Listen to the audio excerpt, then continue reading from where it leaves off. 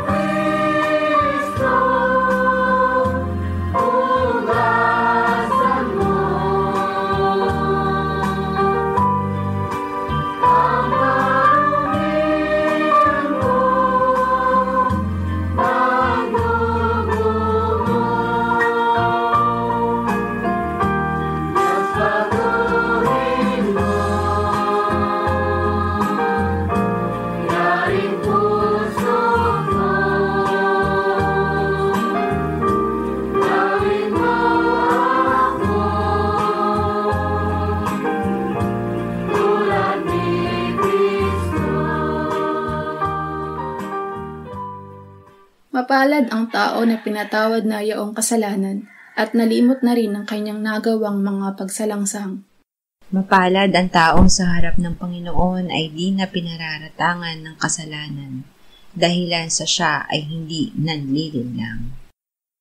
Noong hindi ko pa naipahayag yaring kasalanan, sa buong maghapon ako'y nananangis sa matinding lumbay. Sa araw at gabi, bigat ng kamay mo ang nararamdaman. Ano pa't wala nang nalalabi akong lakas sa katawan. Hamog ang kaparis, dagling na tayo sa sikat ng araw. Ako ay lumapit sa iyong harapan at salay inamin. Ang aking nagawang mga pagsalansang di ko inilihim. Pinagpasyahan ko ang lahat ng ito sa iyo'y idaing at aking natamo ang iyong patawad sa sala kong angkin. Mga minamahal, sinasabi sa unang Juan, Kabanata 1, Talata 9, kung ipinapahayag natin ang ating mga kasalanan, maaasahan nating ipatatawad sa atin ng Diyos ang mga ito at lilinisin tayo sa lahat ng ating kasamaan sapagkat siya ay tapat at matuwid. Salamat sa iyo, O Diyos. Pinatunayan mo ang iyong pag-ibig sa amin nang si Kristo ay mamatay para sa amin noong kami mga makasalanan pa. Ngayon ay buksan mo ang aming mga labi at kami ay magpupuri sa iyo.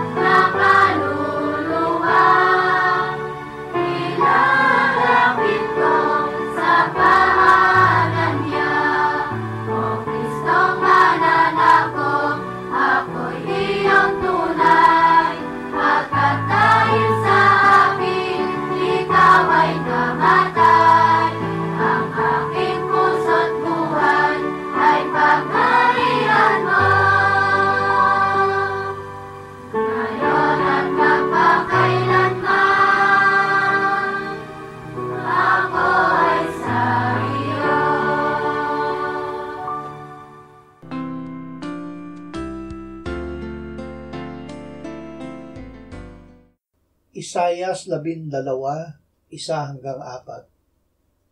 Sa araw na iyon ay iyong sasabihin, ako'y magpapasalamat sa iyo, O Panginoon, bagaman ikaw ay nagalit sa akin, ang iyong galit ay napawi at iyong inaaliw ako. Ang Diyos ay aking kaligtasan.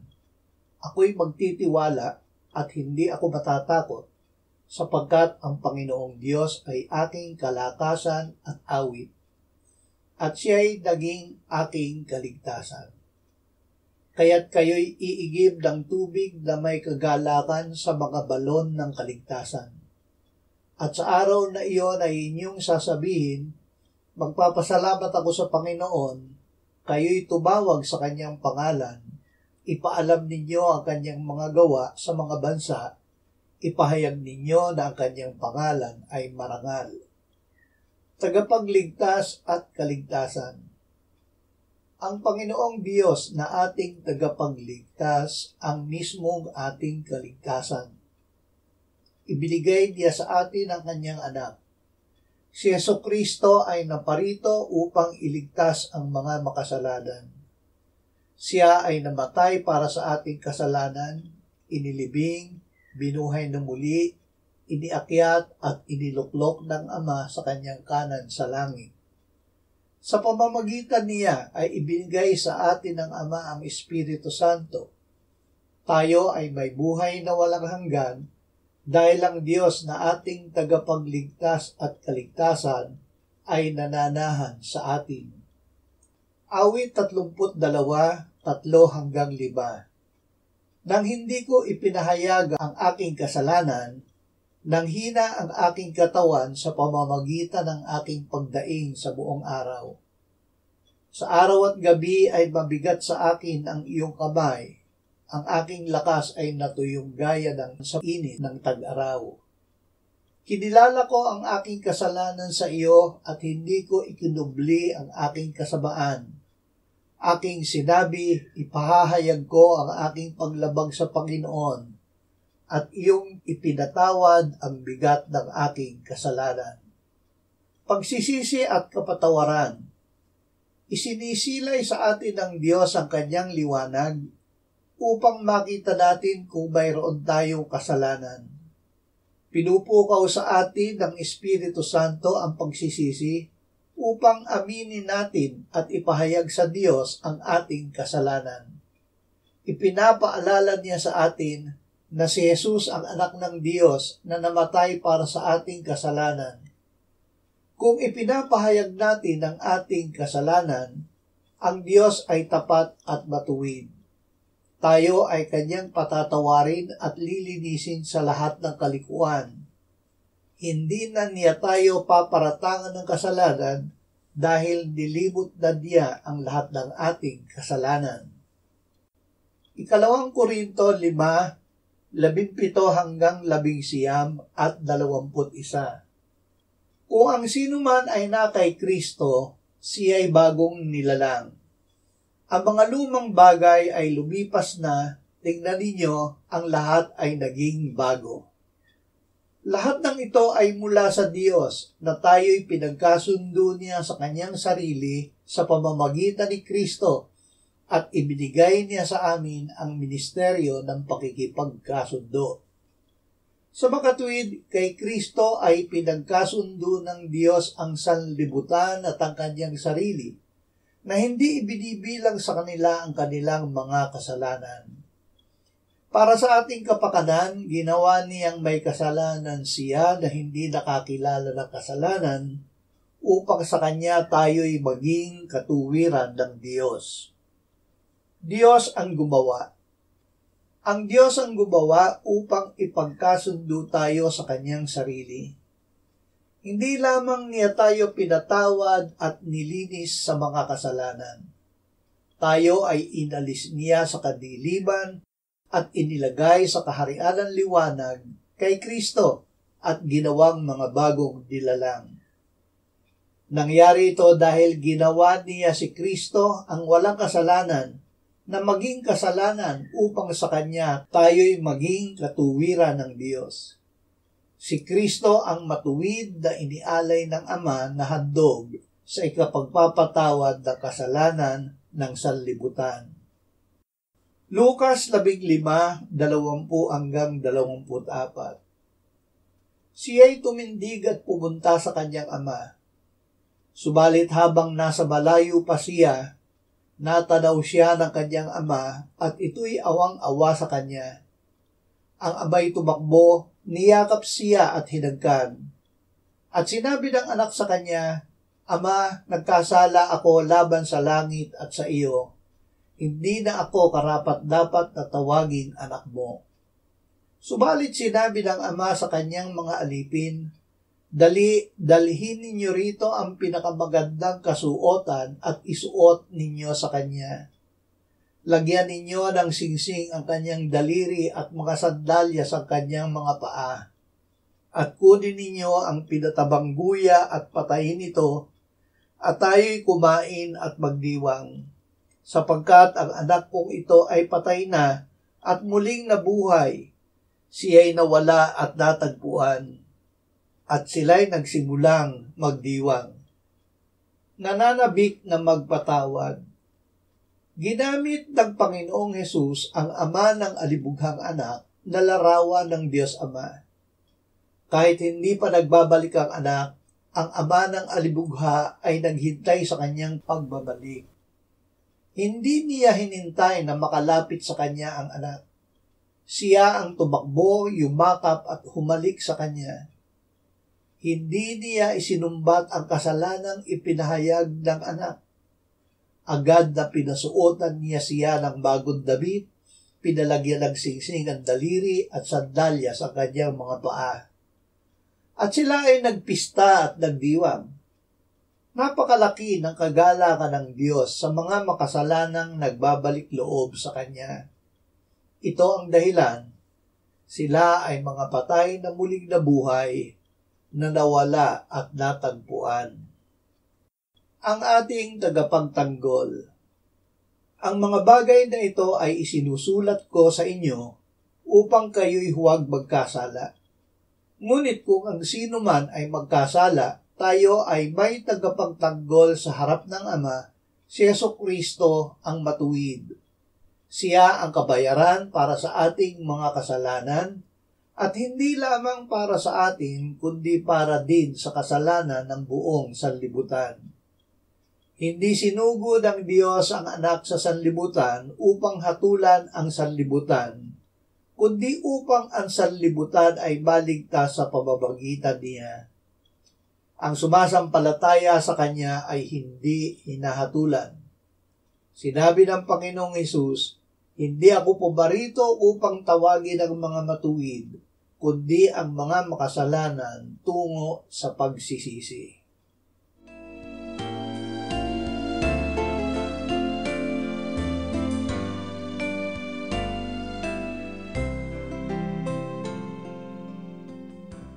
Manalangin tayo. Panginoong Hesus, sinabi mo, malibang kainin ninyo ang laman ng anak ng tao at inumin ang kanyang dugo, kayo ay walang buhay sa inyo. Ang sino mang kumakain ng aking laman at umiinom ng aking dugo ay may buhay na walang hanggan, at akin siyang muling bubuhayin sa huling araw. Sapagkat ang aking laman ay tunay na pagkain, at ang aking dugo ay tunay na inumin. Siya na kumakain ng aking laman at umiinom ng aking dugo ay nananahan sa akin at ako sa kanya. Kung paanong buhay ang Ama na nagsugo sa akin at ako ay nabubuhay sa pamamagitan ng Ama, gayon din siya na kumakain sa akin. Siya man ay mabubuhay sa pamamagitan ko. Panginoong Hesus, aming tagapagligtas, tinatanggap ka namin sa oras na ito bilang aming tinapay ng buhay. Tinatanggap namin ang iyong katawan na ipinako sa krus, namatay, inilibing, pinuhay na muli at iniakyat ng Ama sa kanyang kanan sa langit bilang aming tunay na pagkain. Tinatanggap namin ang iyong dugo na nabuhos sa ikapagpapatawad ng aming kasalanan bilang aming tunay na inumin. Manahan at mabuhay ka sa amin upang kami ay mamuhay sa pamamagitan mo kung paanong ikaw ay namuhay sa pamamagitan ng Ama. Salamat, Ama, sapagkat dahil kay Kristo, kami ngayon ay nakapamumuhay kasama mo kaisa ng Espiritu Santo. Sa iyo ang lahat ng kalwalhatian, ngayon at magpakailanman. Amen.